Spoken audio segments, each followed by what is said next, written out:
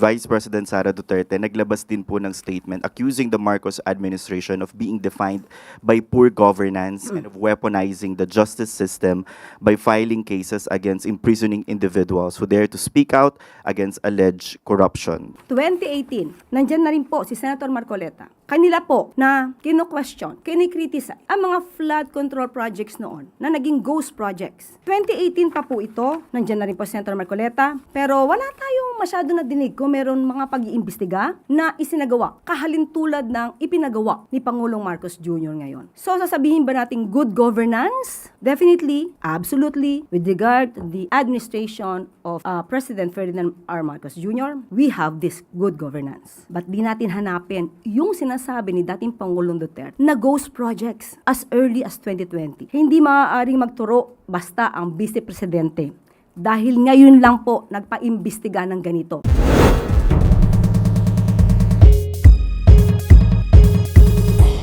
At maaari na po ako tumanggap ng inyong mga katanungan. Unang tanong mula kay Maricel Halili, TV5. Magandang hapon po, Yusek. Can you describe what happened earlier? When did the president learn about the rally in EDSA? How did he learn about it? What was his reaction? Was he also surprised? Yung rally kaninang madaling araw ay nabigyan naman agad ng impormasyon ang Pangulo. At ang Pangulo naman ay nirerespeto ang karapatan ng bawat tao. Ang freedom of expression, ang freedom of assembly, at pero hindi kinikilala ng Pangulo ang mga pang-aabuso na may kaakibat dito. Ano pong pang-aabuso yung tinutukoy natin dito, ma'am?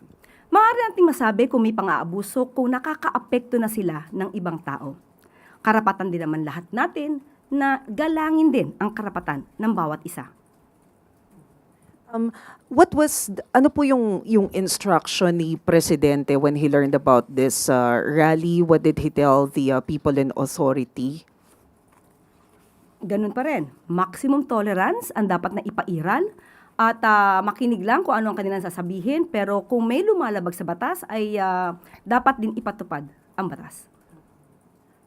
Pero dito po sa Malacanang, may nakita po ba tayo na dahilan para mas maghigpit ng security? Naka-heightened alert po ba yung Presidential Security Command? Nagmo-monitor po ang Pangulo.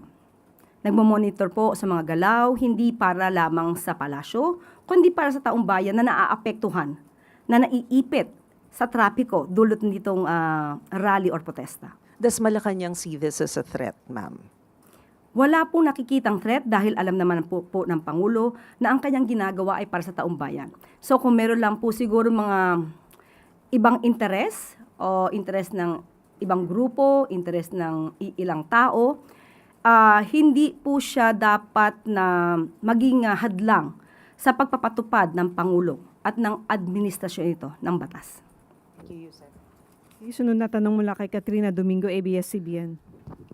Good afternoon, Undersecretary. How grave is the impact of the rally in the eyes of Malacanang? Why did the President deem it important to or deem it fit to cancel several events this morning? Dahil nga po, Pangulo ay kailangan mag-monitor. Unang-una, ano ba yung impact? Grabe po ba ang impact ng rally o protesta na ito? Sa paningin po ng administrasyon, magkakaroon po ito ng impact, hindi lang para sa palasyo, kung hindi sa buong mamamayan natin na naapektuhan ng surprise rally na ito. Alam po naman natin na kapag nagrarally at gagamit po kayo ng kalsada ay dapat may permit. At hindi po ito dapat na inililihim para naman po makapaghanda ang gobyerno. So, magkakaroon po ito ng impact sa bawat tao, sa bawat trabahador, sa bawat estudyante, sa bawat pasyente na nakasakay sa ambulansya na dadaan sana sa EDSA. Lahat ng ito, pati tayo rito, ay maaapektuhan. Maaapektuhan tayo dahil sa ipinaglalaban ba nila ang isang karapatan? Karapatan ba ni Senator Marcoleta? Ang karapatan ng isang tao sa isang kaso ay binibigay naman po. Nandiyan naman po ang paggalang sa right to due process. So, ang mga nagrarally ay may sariling agenda. Mas na naisin siguro talaga nila na ito'y maramdaman ng mga taong hindi naman sangkot sa kanilang pagpaprotesta. Nagkakaroon lamang tayo ng mga collateral damage, naapektuhan yung hindi naapektuhan, pero ito po ay makakaapektong malaki sa ekonomiya, sa bawat negosyo, sa bawat tao na kailangan pumasok sa kanilang eskwelahan, sa kanilang trabaho, o pumunta ng mabilisan sa ospital. Ma'am, yung administrasyon po paulit-ulit na sinasabi na dapat managot ang dapat managot. How will the administration hold those protesters accountable given na nagrally po sila ng walang permit and as you mentioned, marami pong naabala dahil hindi nagkaroon ng rerouting and other possible arrangements ahead of that rally? Ang pakiusap lang po natin sana kung magkakaroon ng mga pagpoprotesta o gathering ay makipag-coordinate naman sa gobyerno dahil hindi naman ang gobyerno ay nagko-control or hindi nagpapahinto, hindi kayo pinipigilan sa anumang kilos na ginagawa nyo, provided that your action should be in accordance with the law. So kung meron po tayo makikita ngayon na violation ng anumang batas, ito po ay iimbestigahan at kung kailangan na managot at kitang-kita naman siguro kung meron paglabag sa batas, ay kailangan din po managot. Will the administration cower before these protesters who are calling for transparency ahead of the reported arrest of INC member and Senator Rodante Marcoleta? Hindi po natin po kasi alam kung ano ba yung purpose ngayon ng protesta. Although nadinig natin ang kanilang panawagan na ito ay patungkol sa, nakakuha po tayo ng kanilang statement. Pagpapatupad ng batas, transparency, may selective justice. So doon muna tayo sa pagpapatupad ng batas. Kung tayo po ay humihiling na ipatupad natin ang batas, hindi po ba dapat tayo din ay tumutupad sa batas? Tayo din ay sumusunod sa batas. So paano po ba natin maisisigaw na dapat kayong tumupad sa batas kung tayo mismo nagrarally ay hindi tumutupad sa batas? Sunod na tanong mula kay Tristan Nadalo, Newswatch Plus. INC ka rin. Okay. Yusek, follow-up lang din po muna po doon sa rally, no? Well, sabi nyo nga po nire-respect yung karapatan nilang magprotesta, but is there a directive from the President na kung hindi pa rin po sila aalis over a given time, ay kailangan na silang i-disperse? Because there are also reports or information that we're getting na pwede pong tumagal ng 1 linggo yung ganitong klaseng mga aktibidad. How prepared is the government or Malacanang to deal with such activities? Ang gobyerno naman po ay laging handa. Hindi para lamang isagip ang administrasyong ito, kundi isagip ang bawat tao na maaapektuhan ng rally na ito.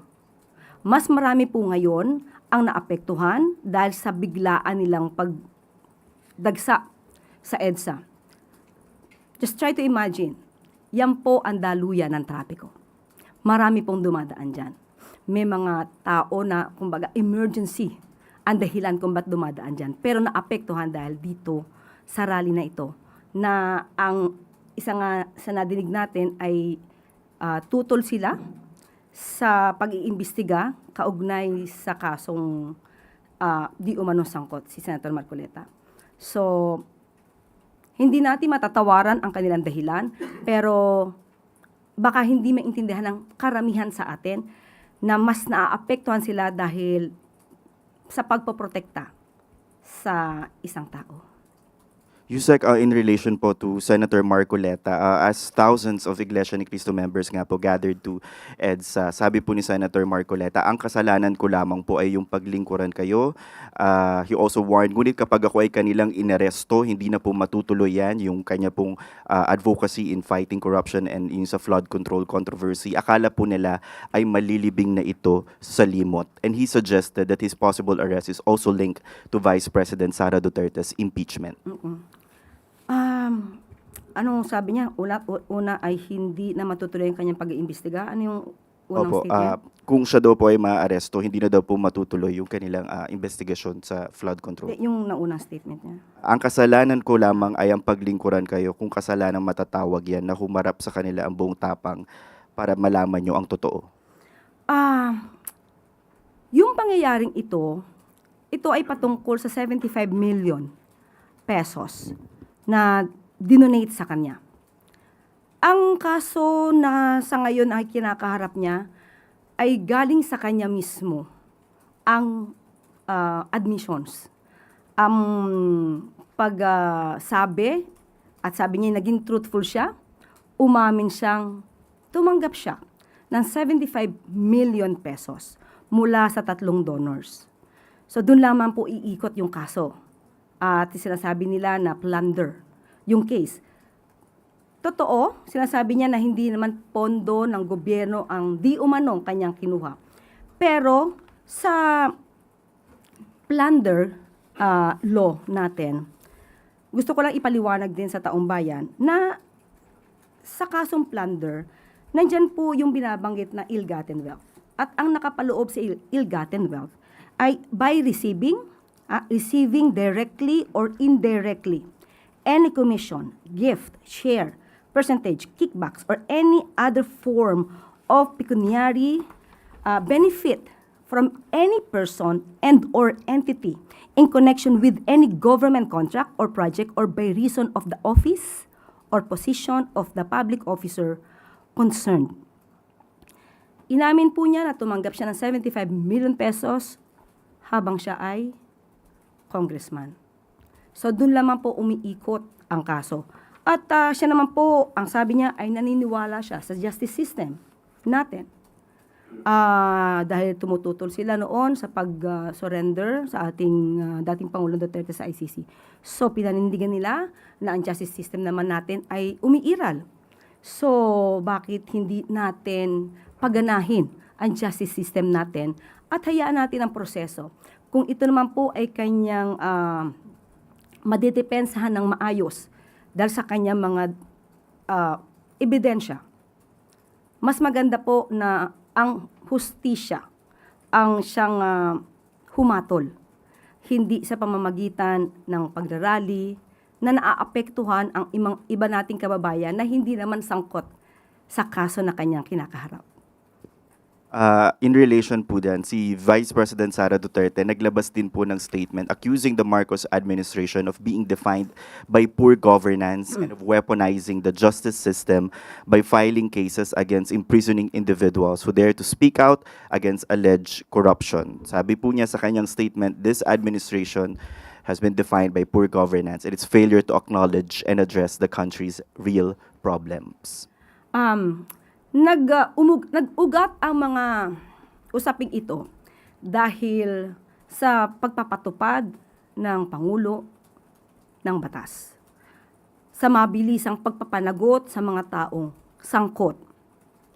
Kahapon, tinanong tayo, ang sabi natin kay Ivy, wala pang 1 taon, pero marami nang nakasuhan, marami nang naipakulong, ang isa nga po ay kaalyado pa ni dating Pangulong Duterte. I am referring to Senator Bong Revilla. Walang sinisino, walang kulay. Wala pang 1 taon. Pero naiinip ang karamihan.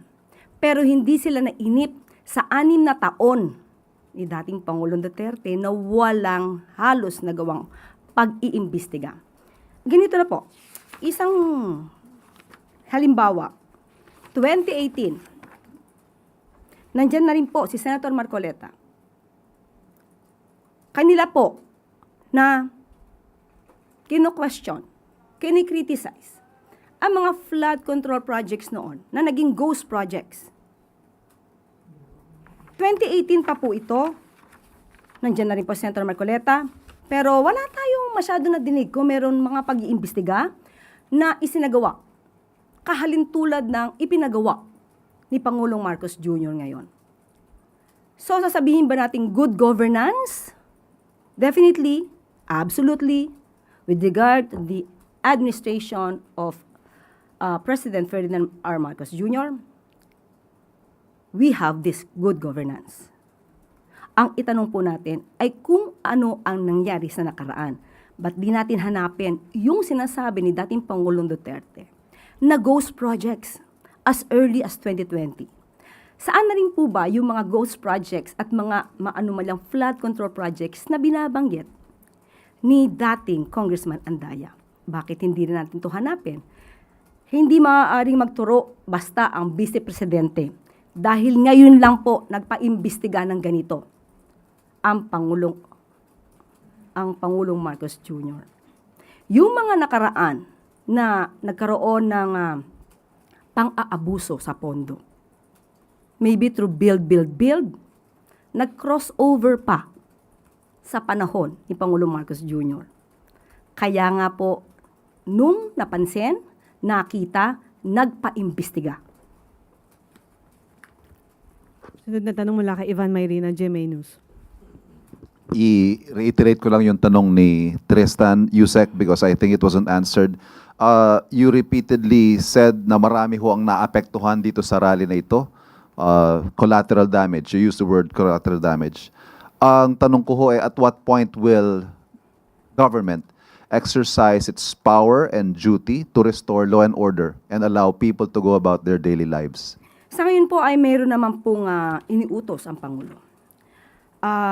Maaari ko po bang basahin kung ano ang binigay na order ng Pangulo sa PNP? Unahin ko na po ang PNP. The Secretary of the Interior and Local Government and the Chief of the Philippine National Police are presently at the PNP Command Center closely monitoring the situation on the ground. The Chief PNP has directed all concerned units to exercise maximum tolerance at all times and to work toward the swift restoration of normalcy in the affected areas. The PNP remains fully deployed and on full alert, ensuring that the safety and security of all parties, the rallyists, the public, and our own personnel are protected at all times. Yan po ang mensaheng ipinaabot ng PNP. Sa ngayon po, hindi ko po maibibigay categorically kung ano pa ang dapat gawin at magiging aksyon ng ating mga otoridad. So, ibibigay ko na lamang po sa inyo kapag meron na po tayong panibagong update. Next question, ma'am. May decision na ho ba kung tutuloy ang Pangulo sa kanyang official visit to Canada tomorrow? Wala pa po tayong update sa ngayon at mas maganda po nakausap naman po natin ang DFA na si Secretary Tess Lazaro po ang makakapagbigay ng sagot patungkol po dyan. Okay. Sunod na tanong mula kay Ace Romero, Philippine Star. Yusek, the Iglesia ni Cristo has criticized what it described as selective justice under this administration, and I quote, "We want them to know that selective justice is an injustice and we will not remain silent in the face of this grave assault on the justice that our people deserve." Do you share the view or do you agree that there's selective justice under this administration? Sa ngayon ay wala pong selective justice na namamayani sa administrasyon ni Pangulong Marcos Jr. Kaya nga po kahit na kaibigan, kaalyado, na una pa po na nakulong, na-detain, at ngayon ay humaharap sa kaso na plunder at graft case. Doon pa lamang po ipapakita na totoo ang sinabi ng Pangulo. Kahit anong kulay nyo, kamag-anak, kaibigan, kapag kayo po ay may ebidensya, at may ebidensyang laban sa inyo, sa korte nyo na lamang po ito ipaliwanag or depensahan. At kung kayo po ay makakapagdepensa ng sarili, yun naman po ang masasabi rin nating justice. So, mas masasabi po siguro nating selective justice kung gagamit ng impluensya, karahasan, pananakot, para lang hindi makasuhan ang isang kaalyado. Yun po ang selective justice. Okay, the INC also expressed support for Senator Marcoleta, and they said, what we find puzzling is why the very person who has been pushing to expose those allegedly involved in this massive theft, referring to the flood control, from the Filipino people, is now the one being charged and imprisoned instead of those he exposed. What do you say to those statements? Because the group seems to link the case with the Flood control. expose. Okay. First of all, it was Senator Marcoleta who admitted everything about the 75 million pesos that he received from the 3 donors. Walang nagbigay sa kanya ng utos na i-explain mo to. Nagkataon lang po na yung kanyang SALN at SOSE ay hindi nagtugma at yung mga taga-media ay kinall out bakit mas malaki ang SOSE yung kanyang campaign expenses or election expenses as compared sa kanyang SALN. And there, he admitted in his own program how he received the 75 million pesos from persons who did not want to be identified. Sa kanya po nanggaling ito. Hindi po siya pinipili. Nagkataon po na yung ebidensya ay siya mismo ang nag-reveal. Kung patungkol po na dahil hindi niya na maipapalabas ang katotohanan tungkol sa flood control mess, hindi po siya nag-iisa. Dahil ang administrasyon na ito ay gusto po ring malaman ang lahat ng katotohanan at gusto mapanagot ang lahat ng sangkot. Kung sasabihin niya po na siya lang ang daan para mapatunayan ang mga pangyayari, hindi po siya nag-iisa. Marami pa po. Kahit po kayong mga taga-media, pag nadyadyaan po yung mga resource persons, kahit wala pong Senado, kahit walang Senate hearing, makukuha niyo po ang katotohanan basta totoo ang kanilang sasabihin. At kailangan na kayo ang magtanong dahil ang mga tanong niyo ay walang kulay at hindi spoon feeding. Okay, sunod na tanong mula kay Ann Soberano, Bombo Radio. Good afternoon, Yusek. Sa nangyaring surprise rally po kanina, sa tingin niyo po ba nagkaroon ng intelligence lapses, Yusek? Hindi ko po masasagot kung nagkaroon ng intelligence lapses dahil madaling araw po ay nalaman na po namin. Siguro po talagang pinilano na magkaroon ng surprise rally, itinago, at although sabi nga natin, iginagalang natin ang liderato ng INC, pero ang pag-admit na ito ay isang surprise rally at itinago, hindi po yun maganda. Hindi siya maayos. Dahil hindi po siya tumutupad sa batas at hindi rin po ito gumagalang sa karapatan ng ibang tao. Ma'am, with this, tinanong ba ni Pangulong Marcos sa mga authorities kung bakit o paano nangyari na nagkaroon ng surprise at hindi natunugan ng intelligence community? Hindi ko po kasi masasabi kung ano po ang ginawa ng grupo. So kung sila pa pong grupo, hindi naman sila terorista, hindi naman sila rebelde. May kanya sila, private citizen sila, na may kanya-kanyang agenda. So kung hindi ko po masasabing hindi natunugan, hindi ko po rin masasabi kung may kakulangan, mas maganda po siguro maitanong natin ito sa ahensya, sa DILG, sa PNP. Pero ako categorically, hindi ko po masasagot kung nagkulang ba pagdating sa intelligence gathering. Last na po, ma'am. Ma'am, may naging direktang komunikasyon ba si Pangulong Marcos o ang palasyo sa mga leader ng INC? Sa ngayon, wala pa pong naibababa sa aking impormasyon. Siguro po kapag meron na at naibigay po sa akin, ibabalita ko po sa inyo. Pero sa ngayon, wala po naibibigay sa akin. Salamat, ma'am. Thank you po. Okay, sunod na tanong mula kay Christian Bascones, PRTV.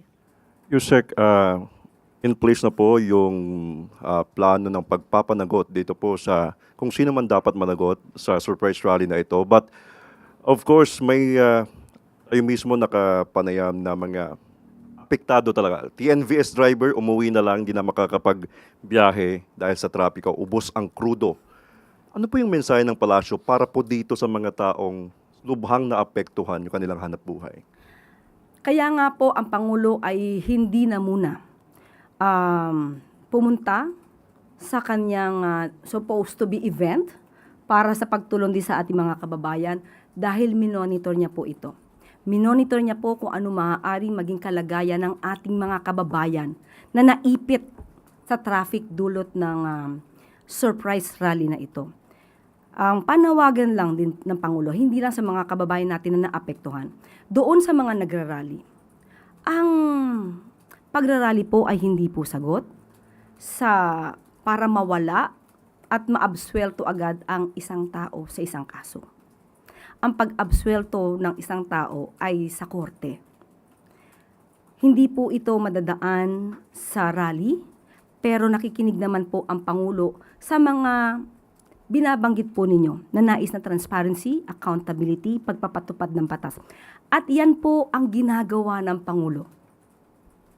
Yan po simula pa nang siya'y umupo, simula nung makita niya na may anomalya sa flood control projects.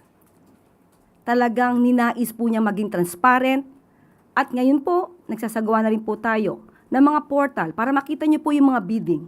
Marami na pong naisagawa ang Pangulo para mas makitang malinis ang nagiging transaksyon ng gobyerno. So, sana po sa mga nagrarally kung ang nais lamang po ninyo ay isagip si Senator Marcoleta. Hindi sana dumaan sa ganito na naaapektuhan ang mas marami nating mga kababayan. Last on my part, Yusek, tinutukan ni Pangulo itong rally. Ano po yung naging reaksyon niya noong nagsimula po ito?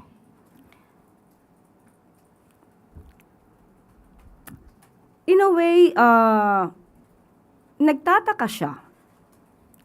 Nagtataka siya na dahil masasampahan ng kaso si Senator Marcoleta or na nasasangkot sa isang kaso sa Senator Marcoleta, ay kailangan ng maglunsad ng ganitong kalaking rally ang mga kapatiran, ang ating iginagalang na mga kapatiran sa INC. But still, ang Pangulo po ay nakikinig, iginagalang sila. Ang tangi lamang niyang hiling ay igalang natin lahat yung mga naaapektuhan na dapat ay hindi naaapektuhan. Sunod na tanong mula kay Clisel Pardilla, PTV.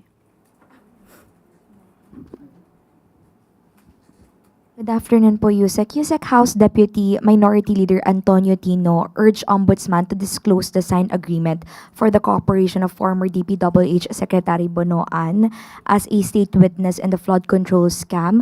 Ganito rin po ba yung view ng Palace na dapat po i-disclose yung agreement? Hindi po tayo makikialam kung ano po ang magiging polisiya ng ombudsman dahil alam naman po natin to ay isang independent body at hindi tayo manghihimasok kung ano po ang proseso na gagawin ng ombudsman provided na ito naman po ay hindi labag sa batas.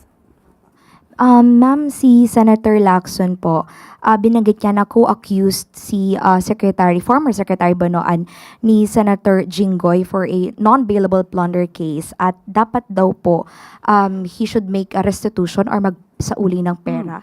Yun din po ba yung tingin niyo dapat magsauli? Again, hindi po tayo makikialam kung ano po ang panuntunan ng Office of the Ombudsman patungkol dito. Pero before ay nadinig na rin natin ang panukala or proposal nung panahon na siya ay Secretary of Department of Justice at kinakailangan ng restitution. So, again, hindi natin alam kung ano magiging policy ng Office of the Ombudsman. Baka pareho na rin nung kanyang pananaw nung siya ay Secretary of Justice. Okay. Sunod na tanong mula kay Harley Balbuena, IBC 13. Yusek, going back on the EDSA situation and follow up on Ms. Ann's question, nakausap na po ba or may plano po kayang makipag-usap ang Pangulo kay INC Executive Minister Eduardo Manalo, who we appointed as Special Envoy to the President for Overseas Filipino Concerns way back 2023? Again, sorry. May plano po kayang makipag-usap ang Pangulo kay INC Executive Minister Eduardo Manalo na inappoint na po as Special Envoy for Overseas Filipino Concerns po? Regarding po sa situation sa EDSA. Wala pa pong napaparating sa atin kung ano ang balak ng Pangulo patungkol dito. Siguro dapat malaman din po natin kung mag-uusap sila kung ano ba ang hiling. Sila naman po kasi nagpo-protesta. So ano po ba yung pinaka-goal dito? Kasi kung mangyayari po ang goal ay binabatikos nila ang maaaring ikaso kay Senator Marcoleta, hindi naman po ito hawak ng Pangulo. Hindi po ito hawak ng Pangulo. Ito po ngayon ay nasa Ombudsman. So, hindi po natin makita bakit kailangan ang Pangulo ang maging subject sa kanilang rally. Nasa kamay na po ito ng Ombudsman. Sorry, hypothetical question. Is the President willing to negotiate with INC if ever they ask for any request? Or they stop the protest? Mahirap pong sagutin kasi kung di natin po alam kung ano yung i-request at kung ang i-request naman po nila ay mas makakasama sa hustisya o makakasama sa mas maraming tao. Hindi po basta-basta makikipag-negotiate ang Pangulo kung may maaapektuhan at ito naman ay labag sa batas. Okay, sunod na tanong mula kay Ivy Reyes, Bilyonaryo. Hi, Yusek. Good afternoon. Ombudsman Boyeng Remulla was here in Malacanang, as confirmed also by some of the members of his press corps present in the Office of the Ombudsman. Ano po yung naging usapan nila ng Pangulo? Hindi ko alam eh. Hindi ko nakita. May nagtanong nga sa akin kanina kung dito magpe-press briefing si Ombudsman. Sabi ko, hindi. Wala akong personal na knowledge. Kung pumunta, wala rin ako alam. And with the INC saying this rally supports Senator Marcoleta, does Malacanang think such announcements of his looming arrest should be made public pa po? Kapag may warrant of arrest na siguro, kung meron man. As of now kasi, there's no case yet. There's no warrant of arrest issued by the Sandigan Bayan. So, di natin alam kung saan galing, totoo, ang dahilan ng surprise rally nila. Dahil talaga pong binanggit ito ay patungkol kay Senator Marcoleta, right? Yes, Ivy. Okay. Okay. Tanong mula kay Rafi Ayeng muna. Magandang hapon, Yusek. Yusek, dun sa 85 pesos na wage hike, na wage increase, kailan po ito napirmahan? Hindi ko po nakuha ang dokumento. Yan po ay ibinigay lang sa akin bilang good news. So, hingi ko na lang po yung dokumento at bibigyan ko kayo. Kasi po, based on the comment sa social media, yung timing po is in-announce ngayon sa kabila ng pagkakagulo sa EDSA Shrine. Kung in-announce po ito ngayon, ibig sabihin way back, nakadraft na siya. So, ibig sabihin way back, a month, ay napag-aralan po ito. Kasi hindi po ito gagawin lang ni Labor Secretary Tolentino. Kasi ito ay pinag-uusapan. Kaya nga po, Regional Tripartite Productivity Wages Board. Kasi, grupo po ito na silang magde-design. So, wag nilang bigyan ng mali siya kung ngayon in-announce. Kasi, meron mga mamabatas humihiling na itaas ang sweldo. Diba? Pag ngayon binigay at itinaas ang sweldo, sasabihin nila, tina-timing. So, hindi na natin alam kung saan tayo pupunta. And yung TUCP po, yung Trade Union Congress of the Philippines, na humihiling na dapat daw ay 200 yung taas na sahod. At sinasabi yung 85 minimum wage increase, and I quote, the increase is not only grossly inadequate in the face of the collapse in workers' purchasing power, but will even be released in tranches, forcing workers to wait months before receiving the full amount. Tayo naman po ay kumikilala sa kalagayan ng ating mga manggagawa, pero binabalanse rin po ito sa kakayahan ng ating mga employers. Mahirap po na magbigay bigla ng malaking sweldo, tapos hindi rin kakayanin ng employers, mag-lay off na employees, mas mawawala ng trabaho ang iba nating mga kababayan. Mas marami magkakaroon ng unemployment. Unemployment rate ay tataas na naman. At yung hinihingi nila na minimum wage, ito naman po ay trabaho na ng Kongreso. So sa atin po, kung ano lang po ang nakikita at na-assess ng Regional Tripartite Productivity and Wages Board, yan po ang ibinibigay. Okay. Sunod na tanong mula kay Maricel Lalili, TV5. Quick follow-up lang po. What are the deciding factors whether or not the President will push through with his visit to Canada? Hindi pa po namin napag-usapan. So sa ngayon, walang update. Siguro po, tatanungin natin si Secretary Lazaro. So, is it safe to say na for now tuloy si Presidente sa biyahe sa Canada? Wala pa po kasi sa akin binibigay na anong update. So, status quo. Okay. Ma'am, sorry, follow up. Yung sinabi po ninyo kanina na managot ang dapat managot and clearly there are possible violations dun po sa rally na nangyari. Depende sa maiimbestigahan. Okay, but are you referring to the organizers of the rally, the leaders of INC? Sino po yung sinasabi natin na pwedeng managot? Depende po sa maiimbestigahan. Hindi po natin alam pa yung pinakapunot dulo nito. Sino ba yung maaaring ng gulo? Sino yung nag-cause ng trapiko at hindi makadaan yung ibang mga sasakyan. So, aalamin na lang po natin. Okay. Christian Yusores, DZMM.